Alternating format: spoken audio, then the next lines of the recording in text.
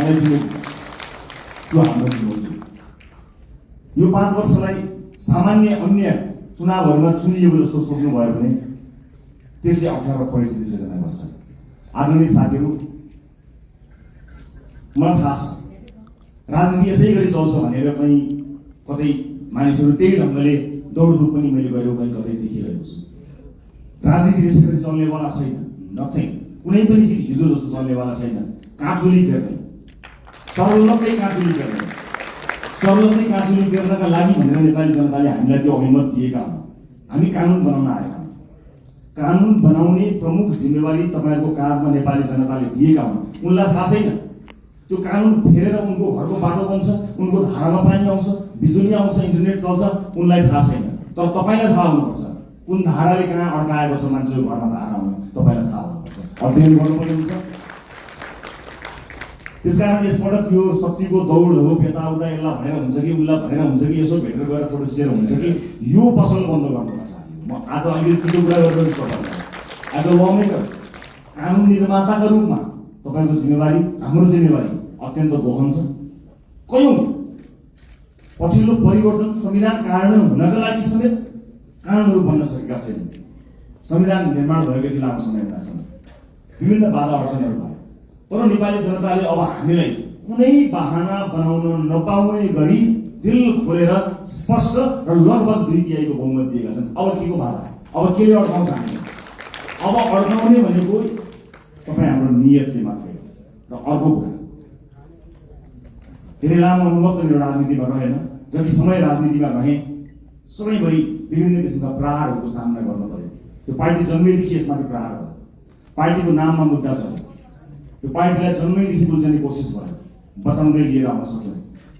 यो पार्टीको चुनाव चिन्हमा मुद्दा चल्यो।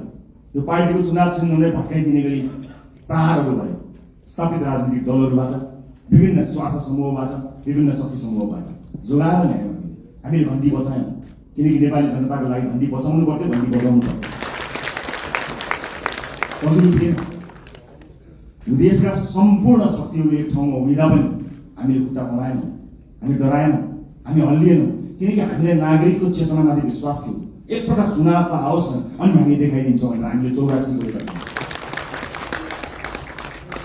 नागरिकले सबै हेरेका हुन्छन्, हरेक गतिविधि जनताले हेरेका हुन्छन्।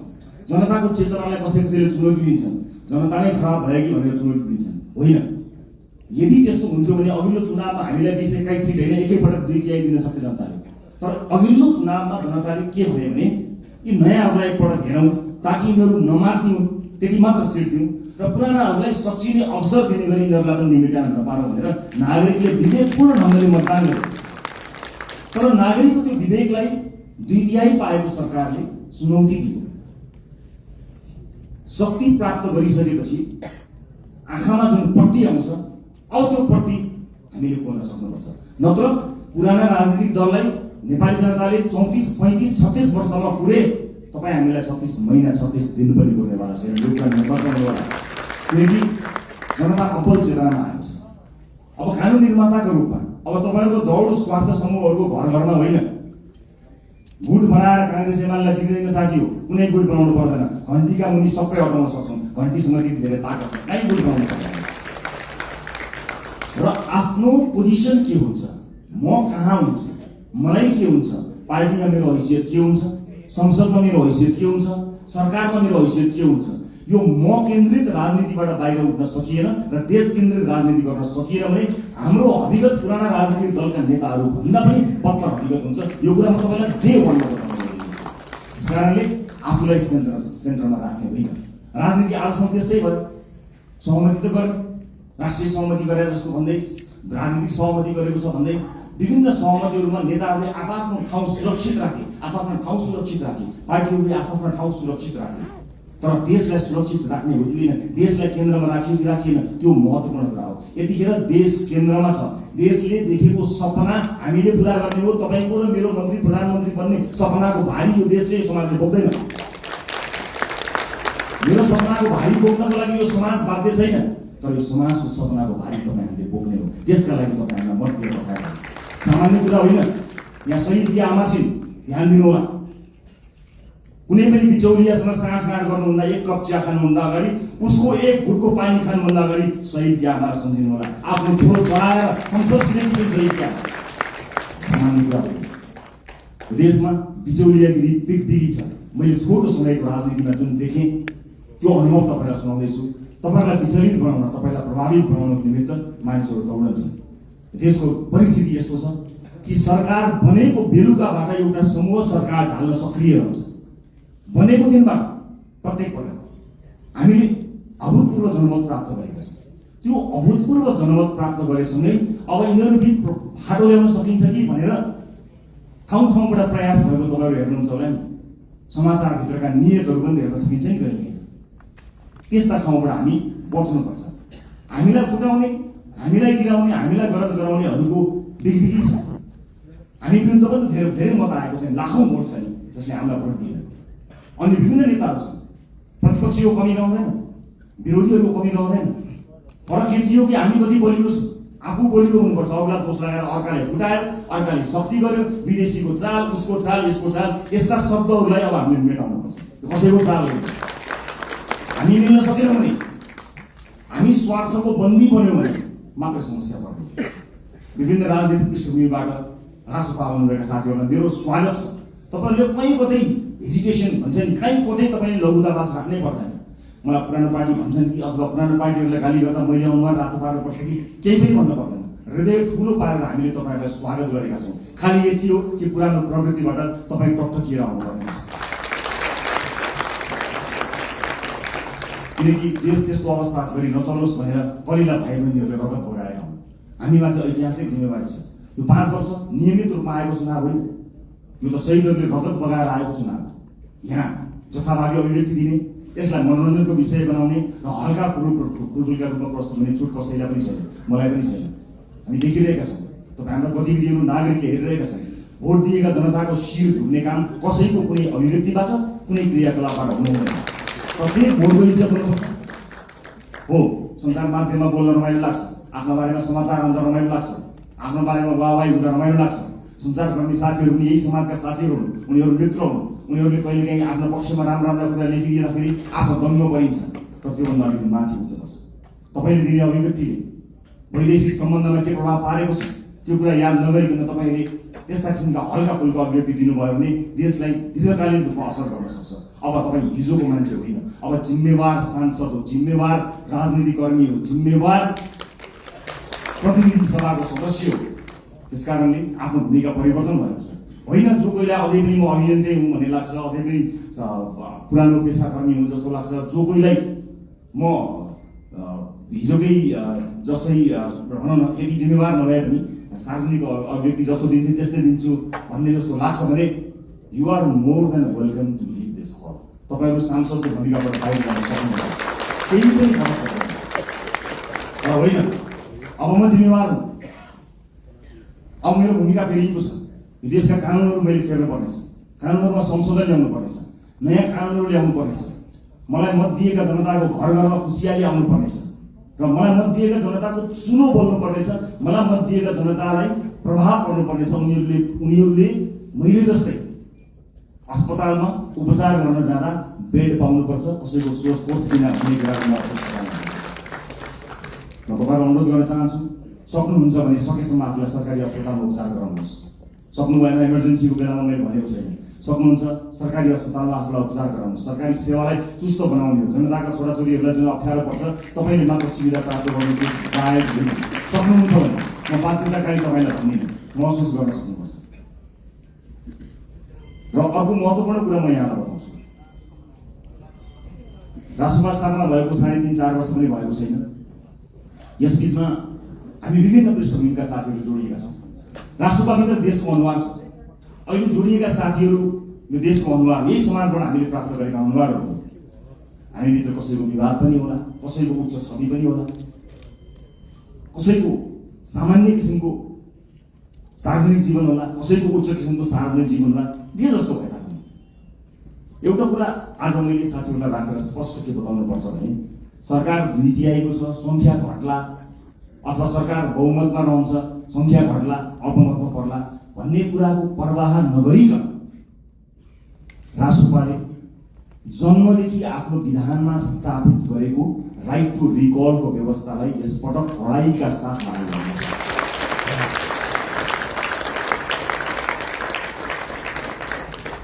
एउटा स्वतन्त्रता हुन्छ, एउटा अनुशासन हुन्छ, एउटा फ्रिडम र एउटा डिसिप्लिन। यस बिचको पातलो एउटा रेखा छ साथीहरू, त्यो रेखालाई हामीले ध्यान दिनुपर्ने हुन्छ। तपाईँको स्वतन्त्रता हनन गर्ने पार्टीको कुनै पनि उद्देश्य छैन। पार्टी सभापतिका रूपमा मेरो कुनै पनि आपत्ति छैन, तपाईँ स्वतन्त्रताको सदुपयोग गर्नुहोस्, तर अनुशासित भएर। अनुशासनका लागि पार्टीले आफूलाई स्थापित गराउँछ। पार्टीले अनुशासनका विषयमा तपाईँहरूलाई कडाइका साथ पालना गराउनेछ। किनभने परिवार ठुलो भएको छ, अनुशासित हुन सकेनौँ भने त्यसले अर्कै किसिमको एउटा अराजकता सृजना गर्छ। अराजकतालाई हामी कदापि स्वीकार गर्न सक्दैनौँ। यसै पनि विभिन्न किसिमको अराजकताबाट समाज आक्रान्त भएको यो अवस्थामा हामीले अत्यन्त अनुशासित हुनुपर्नेछ। म अघि पछिभन्दा आज अलिकति फरक चुनिएको छु होला, तपाईँले महसुस गर्नुभएको छ होला। अलिअलि पढाइका कुराहरू गर्यो, अलिअलि कारबाहीका कुराहरू गर्यो, यसले राइट टु रिकलको कुराकानी गर्यो, अलिक खबरदारी गरे जस्तो गर्यो भन्ने कुरा तपाईँलाई लागेको होला। लाग्नुपर्छ तपाईँलाई, किनकि जुन आशा र अपेक्षाका साथ नेपाली जनताले भोट खन्याएर दिएका छन् नि, त्यो ठुलो जिम्मेवारीको महसुस तपाईँलाई प्रत्येक दिन हुनुपर्छ साथी, प्रत्येक दिन हुनुपर्छ। यो देश अहिले पनि बन्दैन भने कहिले पनि बन्दैन भनेर साथीहरूले भनेका छन्, हर ठाउँमा भनेका छन्। तपाईँ भोट माग्न जाँदाखेरि आमा बाबाहरूले हुँदै के भनेका छन् तपाईँलाई थाहा छ? बाबु यो देश बचाऊ भनेका छन्। सुन्दाखेरि यो देश बचाऊ कति सामान्य कुरा पनि, कति गहन कुरो छ, कति गहिरो कुरो छ, कति ठुलो कुरो छ भन्नुहोस् त। यो देश बचाऊ हामी जस्ता सामान्य मान्छेको हातमा, निलो झन्डा फरफराउँदै हातमा घन्टी बोकेर हिँडेका हाम्रा हातमा, हाम्रा काँधमा देशका ज्येष्ठ नागरिकदेखि बालक बालिकाहरूसँगले यो देश बचाऊ भनिरहेका छन्। यो जिम्मेवारी ठुलो शक्ति हामीले प्राप्त गरेका छौँ। जति ठुलो शक्ति त्यति ठुलो जिम्मेवारी साथी हो। कृपया यो जिम्मेवारीको महसुस यहाँहरूले गर्नुहोला। म जो जहाँ जुन ब्याकग्राउन्डबाट आउनुभएको छ म सबैलाई स्वागत गर्न चाहन्छु। राष्ट्रभित्र सिङ्गो देशको अनुहार छ। यहाँ व्यापार व्यवसाय क्षेत्रका साथीहरू पनि हुनुहुन्छ, विद्यार्थी साथीहरू पनि हुनुहुन्छ, जेनजी पुस्ताका सबै साथीहरू हुनुहुन्छ, युवा साथीहरू हुनुहुन्छ, महिला साथीहरू हुनुहुन्छ, सीमान्तकृत वर्गलाई प्रतिनिधित्व गर्ने साथीहरू हुनुहुन्छ, सामाजिक अभियन्ता हुनुहुन्छ, कवि कलाकार मोडल रोल मोडल सबैजना हुनुहुन्छ, पूर्व प्रशासकदेखि लिएर सबैजना हुनुहुन्छ। यति ठुलो यो परिवारलाई समायोजन गर्नको निमित्त, यो परिवारलाई एउटै धारमा एउटै ट्र्याकमा लिएर जानको निमित्त अनुशासनको अत्यन्त ठुलो खाँचो हुन्छ। म साथीहरूलाई यति भन्न चाहन्छु, म तपाईँको मिडिया प्रेजेन्सप्रति कहीँ कतै दुःख मनाउ गर्दिनँ, तर आफू अभिव्यक्त हुनुभन्दा पहिला तपाईँले पार्टी पङ्क्तिसँग सल्लाह गर्नुहोला। तपाईँको सानो बोलीले मतदान गर्ने अर्को मानिसको चित्त नदुखोस्। तपाईँको सानो अभिव्यक्तिले देशका महत्त्वपूर्ण सम्बन्धहरूमा आँच नपुर्याओस्। देशका कयौँ गहन विषयहरू हुन्छन्, अर्थतन्त्र लगायतका विषयहरूमा तपाईँका हल्का टिप्पणीहरूले हामीप्रतिको आशा निराशामा बदलिन सक्छ। त्यसकारणले मैले एउटा अभिभावकको हिसाबले तपाईँहरूलाई सचेत गराउन खोजेको आजको यो भेटघाट कार्यक्रममा उपस्थित सम्पूर्ण साथीहरू। रासोपा परिवार विशाल परिवार भएको छ। यो सँगसँगै नेपाली नागरिकले हामीलाई ठुलो अभिमत दिनुभएको छ। यसको जगेर्ना गर्नु तपाईँ हाम्रो कर्तव्य हो। अब संसदको सेसन चलेभन्दा बाहेक तपाईँहरूको भेट जनतासँग हुनुपर्नेछ। आफ्नो निर्वाचन क्षेत्रमा निरन्तर खट्नुहोला। तपाईँको निर्वाचन क्षेत्रमा कुनै पनि मान्छेले दुःख पायो भने त्यसको सम्पूर्ण जिम्मेवारी तपाईँको हुनेछ, किनकि तपाईँलाई उसले जिताएर पठाएको हो, आफ्नो सुख पाउँछु भनेर पठाएको हो, तपाईँलाई सुख दिन होइन, तपाईँका माध्यमबाट मैले र मेरो परिवारले सुख पाउँछ होला भनेर तपाईँलाई भोट दिएर पठाएको। त्यसकारणले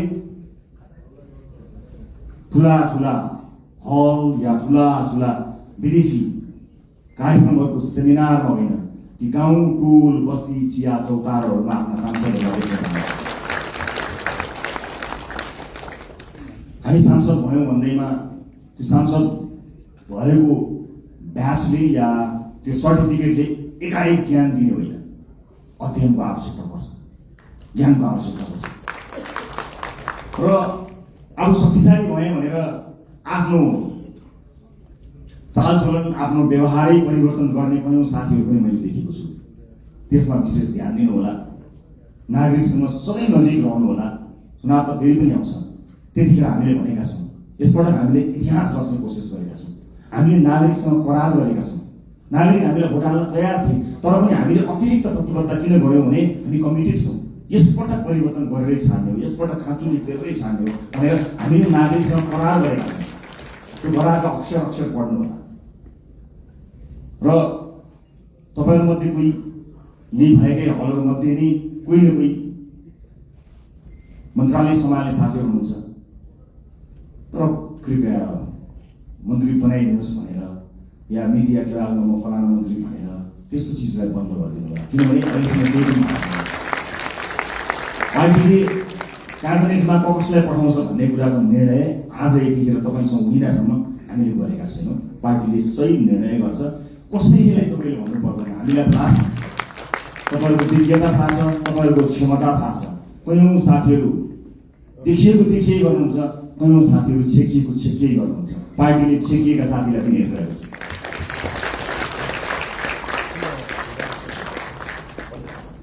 कहिलेकाहीँ कसैले जति देखाउँछु भने पनि देखिँदैन, कसैले लुकाउँदा पनि देखिन्छ। क्षमता भन्ने कुरा त्यस्तो हुन्छ। त्यस कारणले कतिपय अलि बढी चर्चामा आएका साथीहरू र चर्चामा आउन नपाएका साथीहरू सबैलाई पार्टीले हेरेको छ। कयौँ विषयका विज्ञ साथीहरू हुनुहुन्छ। म सञ्चारकर्मी साथीहरूलाई के पनि अनुरोध गर्न चाहन्छु भने सार्वजनिक चासो र सार्वजनिक छविमा आइसकेका भन्दा पनि राष्ट्रसभाभित्रका 100 विज्ञ साथीहरू यो हलभित्र हुनुहुन्छ।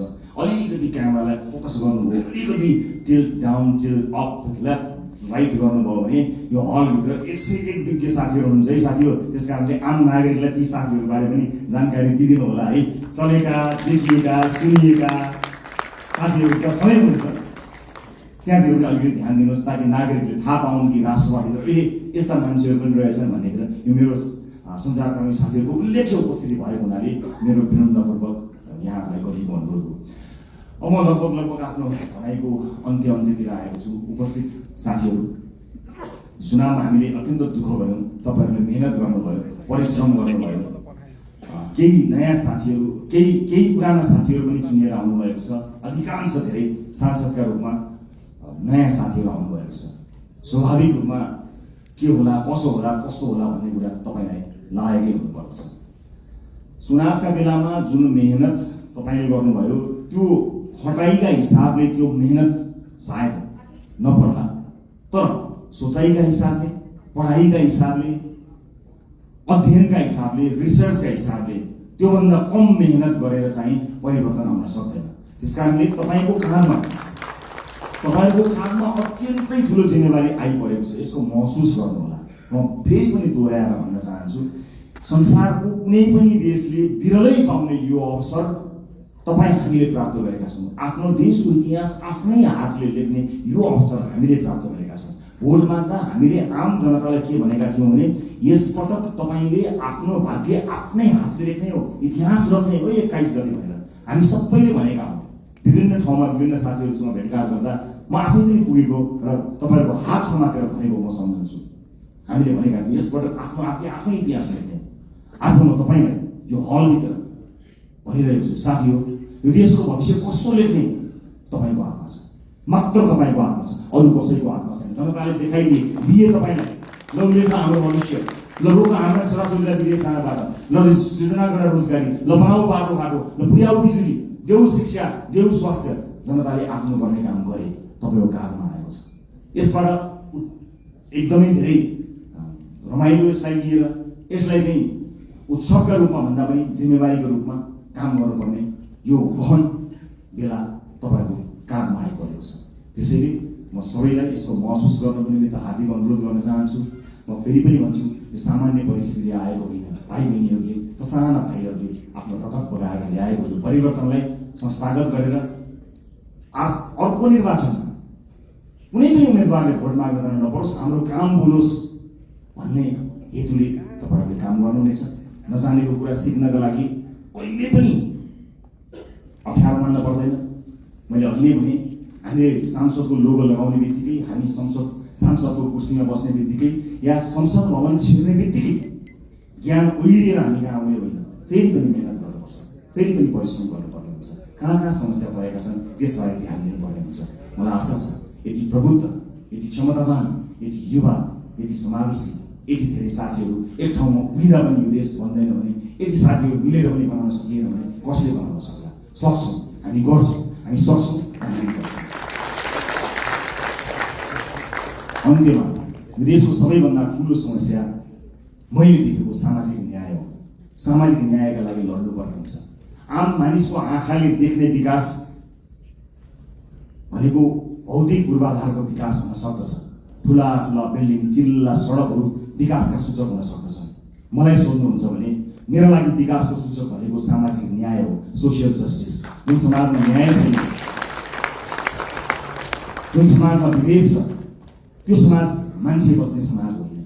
मान्छे बस्ने समाजका लागि हामीले मान्छे बस्ने समाज जस्तो बनाउनु पर्ने हुन्छ। सामाजिक न्यायका लागि अब तपाईँ हामीले पैरवी गर्नुपर्ने हुन्छ।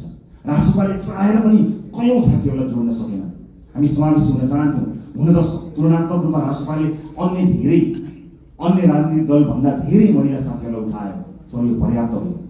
म दुःखका साथ क्षमा याचना गर्दै भन्छु, हाम्रो पार्टीभित्र राई लिम्बू समुदायको प्रतिनिधित्व यो पालि प्रतिनिधि सभा हुन सकेन। सभापतिका हिसाबले म क्षमा माग्न चाहन्छु र म विश्वासका साथ भन्न चाहन्छु आगामी दिनमा समावेशिताको यो महत्त्वपूर्ण कडीलाई प्राथमिकताका साथ अगाडि राखेर अगाडि बढ्नेछौँ। म विश्वास दिन चाहन्छु। यही हलबाट तपाईँहरू भोलि मन्त्रीका रूपमा आसीन रहनुहोला।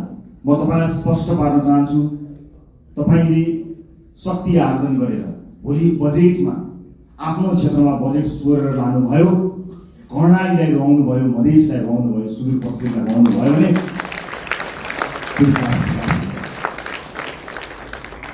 सिङ्गो देश विकास हुँदा चितवन अविकसित हुँदैन, मलाई थाहा छ। त्यसकारणले हाम्रो ध्यान सिङ्गो देशको विकासमा जाने हो, क्षेत्रगत कुरामा होइन। यद्यपि कतिपय क्षेत्रहरू अत्यन्त संवेदनशील हुन्छन्, कतिपय चिजहरू महत्त्वपूर्ण हुन्छन्। जिल्लामा कतिवटा पुल बने, मैले कतिवटा पुल लिएर गएँ, मैले कति किलोमिटर बाटो आफ्नो क्षेत्रमा पिच गरेँ भन्ने कुराले तपाईँलाई कीर्तिमानी बनाउँदैन। मैले अघि भने जस्तै कर्णालीमा बाटो पुग्यो कि पुगेन, कर्णालीमा अस्पताल बन्यो कि बनेन, कर्णालीमा सुत्केरी आमाले बाटोमा मृत्युवरण गर्न पर्यो कि परेन, मधेसमा शिक्षाको उज्यालो पुग्यो कि पुगेन, स्वच्छ खानेपानी पुग्यो कि पुगेन, बालबालिकाहरूले पोषण पाए कि पाएन। विकासको सूचक हो। तपाईँ हामीले सोचेको विकास यही हुनुपर्नेछ। अर्को पटक मैले चुनावमा बाटो लगिनँ भने, मैले अर्को पटक चुनाव जित्दिनँ भनेर तपाईँले आजदेखि लाग्नुभयो भने मैले फेरि पनि राइट टु रिकलको व्यवस्थाको बारेमा सम्झना गराउनुपर्ने हुन्छ। साथीहो, एउटा चुनावबाट अर्को चुनावका लागि होइन, एउटा पुस्ताबाट अर्को पुस्ताका लागि लडेका हो। अर्को चुनाव जितौँ नजितौँ त्यो सरकारको विषय भएन, तर अर्को पुस्ताले हार्नु हुँदैन। साथी, धेरै पुस्ताले हारिसकेपछि हामी एउटा आशा अपेक्षाको दियो बाल्न सफल भएका छौँ। यसलाई निर्णय नदिनु होला। सभापतिका रूपमा म तपाईँहरूसँग सधैँ छु। म लोकतान्त्रिक पद्धतिलाई विश्वास गर्छु। वर्तमान व्यवस्था, वर्तमान संविधानप्रति प्रतिबद्ध छु। शासकीय स्वरूपमा सामर्थ्य पुग्दा केही न केही सुधार चाहिएको छ भन्ने कुराको हामीलाई हेक्का छ। तर वर्तमान व्यवस्था, वर्तमान परिवर्तन, वर्तमान संविधानप्रति हाम्रो प्रतिबद्धता डगमगाएको छैन, डगमगाउनेवाला पनि छैन र यहाँहरू पनि त्यसलाई डगमगाउन दिनु छैन भन्ने मैले विश्वास गरेको छु। इतिहास रचनामा एउटा मान्छे, एउटा नेताको हात हुँदैन, एउटा पार्टीको हात हुँदैन।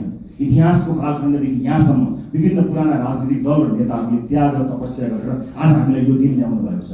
उहाँहरूका कयौँ व्यक्तिहरूप्रति हाम्रो प्रश्न हो, तर इतिहासले उहाँहरूले दिनुभएको योगदानलाई नजरअन्दाज गर्ने, त्यसलाई अपमानित गर्ने हक हामी कसैलाई पनि छैन। म ससम्मान इतिहासमा उहाँले दिनुभएको योगदानका लागि उहाँहरू सबैलाई स्मरण गर्न चाहन्छु। पुराना राजनीतिक दल, पुराना सम्पूर्ण नेतागणहरूलाई म यही मञ्चबाट धन्यवाद दिन चाहन्छु र म यति भन्न चाहन्छु, इतिहास तपाईँले लेख्नुभयो, भविष्य हामी बनाउँछौँ। हाम्रा अभिव्यक्तिहरूमा कुनै पनि राजनीतिक दल र विपक्षीहरूप्रति कटाक्ष भयो भने त्यो अनर्थ हुन जानेछ। आज विजयको उन्मादमा हाम्रा समर्थक साथीहरूले विजयी भएका कारण, अत्यधिक मत आएका कारण विपक्षीहरूप्रति विभिन्न माध्यमहरूमा, सञ्चार माध्यम लगायत सार्वजनिक माध्यमहरूमा जुन ढङ्गले अभिव्यक्ति दिइरहनु भएको कता कता देखिएको छ, त्यो कदापि स्वीकार्य छैन। विजेता हुनुको अर्थ जिम्मेवार हुनु हो, विजेता हुनुको अर्थ छाडा हुनु होइन। विजेता हुनुको अर्थ विपक्षीहरूलाई कटाक्ष गर्ने अधिकार प्राप्त गर्नु होइन, त्यो लोकतन्त्रको चरित्र होइन। त्यसकारणले हामीलाई माथि धेरै आरोप लागेको छ। आज तपाईँहरू सबैलाई साक्षी राखेर म यो आरोपलाई खण्डन गर्ने जिम्मेवारी तपाईँको काममा पनि बाँड्न चाहन्छु कि रासोपालाई प्राय अराजक छन्, रासोपा समर्थकहरू अत्यन्त धेरै असहिष्णु छन्, सामाजिक सञ्जालमा गाली गलौजमा उत्रन्छन्, व्यक्तिगत गाली गलौजमा उत्रन्छन्, छुनै हुँदैन, बोल्नै हुँदैन, गाली गरिहाल्छन्। त्यस किसिमको एउटा छवि बनेको छ। म सम्पूर्ण समर्थक साथीहरूलाई बताउन चाहन्छु, अब त्यसबाट बाहिर निस्कनुपर्छ। राष्ट्रपाले प्रशिक्षण गर्न पाएको छैन। 3 वर्षमा आक्रमण झेल्दै आएको राष्ट्रपाले आफ्ना सदस्य साथीहरूलाई राम्रोसँग प्रशिक्षित गर्न पाएको छैन।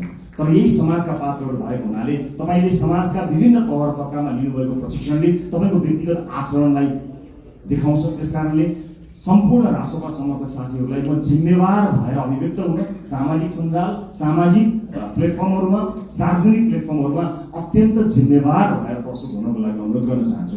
यो राष्ट्रपाले जितेको होइन, यो देशले जितेको हो। हामीले प्रमाणित राष्ट्रपाको माध्यमबाट देशले जितोस् भनेर आम नागरिकले हामीलाई भोट दिएका हुन्। त्यसकारणले यो जित केवल राष्ट्रपा समर्थक, राष्ट्रपा भोटरको मात्र होइन, यो जित सम्पूर्ण देशको हुनुपर्नेछ। त्यसका लागि तपाईँ हामीले काम गर्नुपर्नेछ। अबको 5 वर्ष सहज हुनेवाला छैन। हिजोका सांसदहरूको जस्तै गतिविधि या हिजोका मन्त्रीहरूको जस्तै गतिविधि र तिनै निरन्तर त्यही चिजको निरन्तरता यो हो भन्ने जो कोहीलाई परेको छ भने कृपया त्यो होइन। अति संवेदनशील समयमा अत्यन्त धेरै मेहनत गर्नुपर्ने समयमा हामी उभिएको हुनाले फेरि पनि तपाईँहरूलाई मेहनतका साथ अगाडि बढ्नको लागि म हार्दिक अनुरोध गर्न चाहन्छु। अन्त्यमा निर्वाचन जित्नका लागि पार्टीका विभिन्न तह र तबकामा रहेर काम गर्नुहुने सम्पूर्ण साथीहरूलाई म धन्यवाद दिन चाहन्छु। समानुपातिक साथीहरूलाई कतिपय मानिसहरूले तिमीहरू समानुपातिक हो, प्रत्यक्ष होइनौ भनेर अलिकति फरक ढङ्गले हेर्न खोजेको देखिन्छ। म त्यसलाई विभेद भन्छु। म त्यस्ता विभेद पार्टीभित्र नहोस् भन्ने चाहना राख्न चाहन्छु। चाहे प्रत्यक्षमा रहेका हुन्, चाहे समानुपातिकमा रहेका हुन्, सबैले आफ्नो भूमिका र जिम्मेवारी निर्वाह गरेका छन्। कतिले चुनाव जित्नका लागि भूमिका निर्वाह गरे भने अब संसदमा गएर ती साथीहरूले आफूलाई अझ बढी अब्बल प्रमाणित गर्नुहुनेछ। हरेक पेसा, व्यवसाय, क्षेत्र, लिङ्ग सबैको प्रतिनिधित्व गरेर विशाल राष्ट्रपा परिवारमा आउनुभएका तपाईँ साथीहरूलाई सुपर लास्ट एउटै कुरा के भन्छु भने हामी समय र परिस्थितिले एक ठाउँमा जोडिएका हौँ। हामी यो राजनीतिक दल थिएन, हामी यहाँ गोलाकार हुने थिएनौँ भने अलग किसिमका मानिसहरू थियौँ। हाम्रा साथीभाइ अलग थिए, हाम्रो सङ्गत अलग थियो, हाम्रो काम अलग थियो, हाम्रो पेसा अलग थियो। तर परिस्थितिले हामीलाई यहाँ जोडेको जोडिसकेपछि एज अ टिम प्लेयर एउटा सामूहिक खेलाडीका रूपमा तपाईँ हामीले काम गर्नुपर्नेछ। व्यक्तिगत रूपमा कसैको आचरण, बानी व्यवहार, स्वभाव हामीलाई मन पर्नु नपर्नु बेग्लै कुरा हो। तर यतिखेर हामीले हेर्ने भनेको देशको संविधान हो, संसदको नियमावली हो, पार्टीको विधान हो। तपाईँलाई व्यक्तिगत जीवनमा जुन किताब पढ्न मन लाग्छ पढ्नुहोस्, तर हामीले पढ्ने यिनै किताबहरू हुन्। यिनै किताबभित्र हामी एकबद्ध भएर देशको संविधान मानेर, पार्टीको विधान मानेर, विभिन्न नियमावलीको अधीनमा रहेर एकै ठाउँमा एउटा टिम भएर काम गर्नुपर्नेछ। त्यसकारणले व्यक्तिगत इच्छा आकाङ्क्षा, व्यक्तिगत लाइक डिसलाइक, व्यक्ति मनपर्ने मन नपर्ने कुराहरू गौण रहन्छन्। मैले अघि पनि भने तपाईँको चाहना, तपाईँको सपनाको भारी यो देशले बोक्ने होइन, वर्षौँदेखि यो देशले देखेको सपनाको भारी तपाईँ हामीले मिलेर बोक्ने। कयौँ व्यक्तिगत जीवनमा मन नपरेका साथीहरू पनि कता घुम्दै फिर्दै यहीँ आएर ठोकिएका पनि हुन सक्दछन्। यतिखेर हामीले आफ्नो विवेकको अत्यधिक प्रयोग गरेर मुलुक र जनताप्रति वफादार, इमान्दार र जिम्मेवार भएर काम गर्नुपर्नेछ। म यहाँहरूको सुखद राजनीतिक भविष्यको शुभकामना व्यक्त गर्न चाहन्छु। फेरि पनि निर्वाचनलाई यति ठुलो परिणाममा ल्याउनका लागि काम गर्नुहुने पार्टीको अग्रपङ्क्तिदेखि अन्तिम पङ्क्तिसम्म काम गर्नुभएका सम्पूर्ण साथीहरूलाई धन्यवाद दिन चाहन्छु। मतदाता साथीहरूलाई धेरै धेरै धन्यवाद दिन चाहन्छु। देशका निजी क्षेत्रलाई म आश्वस्त पार्न चाहन्छु कि तपाईँहरू कहीँ कतै पनि विचलित नहुनुहोला। तपाईँहरूले निर्धक्कसँग काम गर्न सक्ने वातावरण हामी बनाउँछौँ। विदेशमा लगानी ल्याउनको निमित्त विदेशमा रहेका नेपाली डायस्पोराका साथीहरूलाई म यही मञ्चबाट आह्वान गर्न चाहन्छु, आउनुहोस्, मिलेर काम बनाऊ। देश निर्माणको यो महान अभियानमा तपाईँको साथ हामीलाई चाहिएको छ। सँगै मिलेर हामी त्यति बसाल्ने सङ्कल्प गर्न सक्छौँ। अन्तर्राष्ट्रिय समुदायलाई पनि म यति भन्न चाहन्छु कि नेपाल लगानी गर्नका लागि सुरक्षित देश छ। तपाईँ र तपाईँको लगानी यो देशमा सुरक्षित हुन्छ। निर्धक्क हुनुहोला, कुनै किसिमको बाधा अड्चन हुने छैन। तपाईँलाई कुनै अमुक नेता वा पार्टीले संरक्षण गर्दैन, तपाईँलाई देशको नीतिले, हाम्रो नीतिले संरक्षण गर्नेछ। नीतिगत रूपमा तपाईँ हामी संरक्षित हुनेछौँ। देशको विश्वविद्यालयहरूले काँचुली फेर्नुपर्नेछ, उद्योग कल कारखाना चल्नुपर्ने हुनेछ, देशमा कामधन्दा निरन्तर चल्नुपर्नेछ, इम्प्लोइमेन्ट क्रिएट गर्नुपर्नेछ। यी यावत जिम्मेवारीहरू पुरा गर्नको निमित्त हामी सक्षम भएर काम गर्नेछौँ। मुलुक नयाँ मान्छेहरूको हातमा गयो, कहीँ अप्ठ्यारोमा पर्छ कि लोकतन्त्रको खतरामा पर्छ कि कहीँ कतै अलिकति अधिनायकवाद आउँछ कि जस्ता जुन शङ्का भ्रम या आशंकाहरू कतै कतै भएको छ, म सबै चासो राख्ने सरोकार राख्ने सबैलाई बताउन चाहन्छु कि मुलुक राम्रो हातमा छ। We will handle it with care.